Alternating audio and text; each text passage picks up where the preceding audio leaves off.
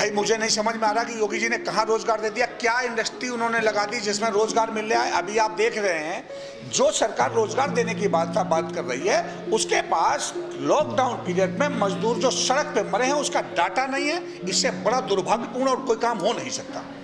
और ऐसी बेशर्म सरकार इस बेशर्मी के बयान दे रही है। कहाँ रोजगार दिया, किसको रोजगार दे दिया? जरा लिस्ट सर्वे जारी कर दें कि इस इंडस्ट्री में हमने इतने लोगों को रोजगार दे दिया। विकास की जब हम लोग बात करते हैं तो सिर्फ 2 लोगों का विकास हुआ है, सरकार में बैठे लोगों का विकास हुआ है और सरकार परस्त जो लोग पूंजीपति थे उनका विकास हुआ है। न किसानों का विकास हुआ है, न मजदूरों का विकास हुआ है, न किसी छोटे व्यापारी का विकास हुआ है। स्मार्ट सिटी इन्होंने नहीं बनाई, फिल्म सिटी भी नहीं बनेगी, एक सिर्फ सपना है। मुंगेरी लाल के सपने हमको दिखा रहे हैं, वो मुंगेरी लाल के सपने हैं।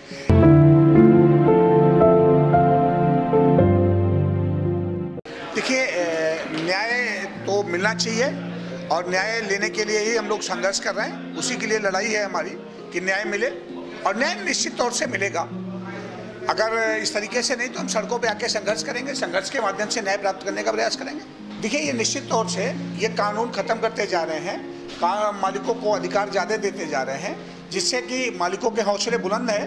वो हत्याएं भी कर रहे हैं, वो मानसिक रूप से भी हत्याएं कर रहे हैं। लोगों को कानून नाम की चीज़, जो श्रम कानूनों की जब हम बात करते हैं तो इस जिले में श्रम कानून नाम की चीज़ कहीं नहीं है, बल्कि पूरे प्रदेश में ये कहें कि श्रम कानून नाम की कोई चीज़ नहीं है। और सरकार जो थोड़े बहुत है भी, वो उनको सरकार खत्म करती जा रही है। सरकार छूट दे रही है, सरेआम मजदूरों के शोषण करने की लाइसेंस जो है वो पूंजीपतियों के हाथों में दे दी गई। देखिए, अभी मैं बता दूं आपको, अभी इन्होंने 3 लेबर कोड बिल पास किए हैं और बिना प्रस्तावना के वो बिल पास हो गए हैं, जबकि प्रस्तावना भी नहीं है, जबकि ऐसा बिल्कुल असंवैधानिक तरीके से इन्होंने वो पास कर दिए हैं। और ये कह रहे हैं कि उससे बड़ा लाभ होने वाला है देश को और पूंजीपति उससे बहुत फायदा, उसमें सिर्फ कुछ चंद पूंजीपतियों को फायदा होने वाला है।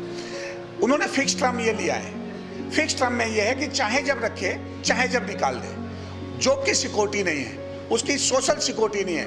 वो रोज इस बात के लिए हमारा मजदूर चिंतित रहेगा कि हम सब नौकरी पे जा रहे हैं, हमारी नौकरी रहेगी कि नहीं रहेगी। वो अपने बच्चों की परवरिश कैसे करेगा, उसकी शिक्षा का ध्यान कैसे रखेगा, उसकी हेल्थ का ध्यान कैसे रखेगा, वो बाकी अपने खर्चे परिवार का पालन पोषण कैसे करेगा। दूसरा ये लिया है, एक वो इन्होंने दे दिया है कि स्थायी आदेश हमारे यहाँ होता है जिसमें सर्विस ऑफ कंडीशन तय होती है, मालिक और मजदूर के बीच में शर्तें तय होती है काम करने की, कि उनका बंटवारा कैसे होगा, काम का तरीका कैसा होगा, वर्क स्थल कैसा होगा, वो इन्होंने खत्म कर दिया है। शिफ्ट भी खत्म कर दिया, सारा सिस्टम इन्होंने, स्टैंडिंग ऑर्डर सारा खत्म कर दिया। जो अभी तक 100 कर्मचारियों पर था कि 100 कर्मचारी जिस कारखाने में होंगे उनको निकालने की छूट होगी, उनको सब करने की छूट होगी, अब वो उन्होंने संख्या बढ़ा दी है, 300 कर दिए। तो 300 कर दिए, आप देख लें, मुझे लगता है कुल 10-20 कारखाने ग्रुप बचेंगे जो 300 से ऊपर होंगे, बाकी सारे लोग होंगे। इससे देश में भयानक बेरोजगारी की बाढ़ आएगी और मजदूर अपने आप को अभी तक भी असुरक्षित महसूस कर रहा था, अब तो महसूस कर रहा था, अब मजदूर पूरी तरीके से असुरक्षित हो गया है इस सरकार में। देखिए, गौशाला कागजों में बनी होंगी, मुझे तो कहीं दिखाई नहीं दे रही। हमारे जिले में तो हमने आधा प्रदेश देखा है, हमें तो कहीं गौशाला नहीं दिखाई दे रही, कोई गाय नहीं दिखाई दे रही। एक चीज दिखाई दे रही है, जो ये चीजें थी इससे गौओं की हत्याएं और बढ़ गई। देखिए, ये क्या करते हैं, एक को जुमला छोड़ देते हैं, उसके पीछे फिर दिन रात लगाते हैं। पूरा इनका एक सेल है, वो उसी काम को करता है। एक चीज और इसमें आपको जोड़ दूं, इन्होंने कहा कि हम जिनके सर पे छत नहीं है उनको हम बड़े पैमाने पे हमने मकान दे दिए हैं और मकान दे रहे हैं। आप लोग खुद ही देखते हैं, पूरा शहर देखते हैं, हमसे ज़्यादा आप लोगों को जानकारी है। एक वो मकान बनाते हैं ये जिसमें इन्होंने मजदूरों को, किसानों को मकान दे दिए हों। नोएडा औद्योगिक सिटी है, टूट रही है सर। नोएडा औद्योगिक सिटी है, विश्व का सबसे बड़ी औद्योगिक सिटी है ये। आपको जानकारी दे दूं, कानपुर, लखनऊ, आगरा, गाजियाबाद, जहाँ जहाँ इंडस्ट्रियल बेल्टें हैं वहाँ श्रमिक कॉलोनियाँ बनी हुई हैं, मजदूरों के लिए मकान बने हुए हैं। नोएडा में इतनी बड़ी संख्या में मजदूर काम करता है, एक भी मजदूर के लिए कोई मकान इन्होंने बना के दिया हो ये मुझे बता दें। कहीं योजना कोई लाए हो, मजदूर रहेगा कहाँ? विकास कैसे करेंगे ये?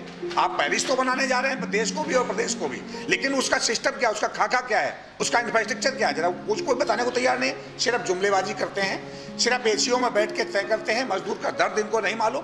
कल मैं एक सारा के डिबेट पे था इसी मुद्दे पर, तो एक निषाद जी इनके सांसद थे, वो कह रहे थे लेबर कोड बिल बहुत अच्छा, लेबर कोड बिल बहुत अच्छा। मैंने कहा साहब मुझे सिर्फ ये बता दो कि उस लेबर कोड बिल में एक कोई लाइन पढ़ के कोट करके बता दीजिए कि ये लेबर के हित में है। अभी तक हम ग्रेच्युटी, हम जब लास्ट में 5 साल 2 साल 10 साल के बाद नौकरी छोड़ते थे तो लास्ट वेतन पे कैलकुलेट होती थी। अब इन्होंने क्या कर दिया कि साहब ग्रेच्युटी जो है हम रोज कैलकुलेट करेंगे, हर साल कैलकुलेट करेंगे। इस देश में 2 चीजें बड़ी साफ है, 2 जातियां हैं और उसमें से एक जाति से मजदूर और किसान आता है, दूसरी जाति में पूंजीपति और ये भ्रष्ट राजतंत्र और नेता आते हैं। तो किसान की सपोर्टर सरकार ये नहीं है, मजदूर की सपोर्टर ये सरकार नहीं है, ये पूंजीपति परस्त सरकार है और उन्हीं की सहयोगी सरकार है, उन्हीं के लिए काम करती है। किसान और मजदूर के लिए इन्होंने कोई काम नहीं किया। देखिए साहब, कमिश्नरी लागू करने से, कमिश्नरी आपने बनाई कि व्यवस्थाएं बेहतर हो जाए। मैं आपको एक बात बता दूं, भीड़ में व्यवस्थाएं बेहतर नहीं होती। अब तो आपने जो बंटवारा था उसका क्षेत्र और उसमें ज्यादा संख्या जोड़ दी। पहले तो 10-5 लोगों में बंटवारा होता था, अब तो उसकी संख्या आपने बढ़ा दी। अब आपने 10-10, 15-15 आईपीएस बैठा दिए हैं यहाँ, तो उनके खर्चे कैसे चलेंगे? मैं बड़ी सीधी सी बात आपको बता दूं कि तनख्वाह पे किसी का खर्चा नहीं चलता है साहब। ये हमारा शहर है, हमने इस शहर में बड़ी मेहनत की है, हमारे शहर को लूटने की योजना सरकार ने बनाई है। कमिश्नरी सिस्टम लूटने के अलावा और कुछ नहीं।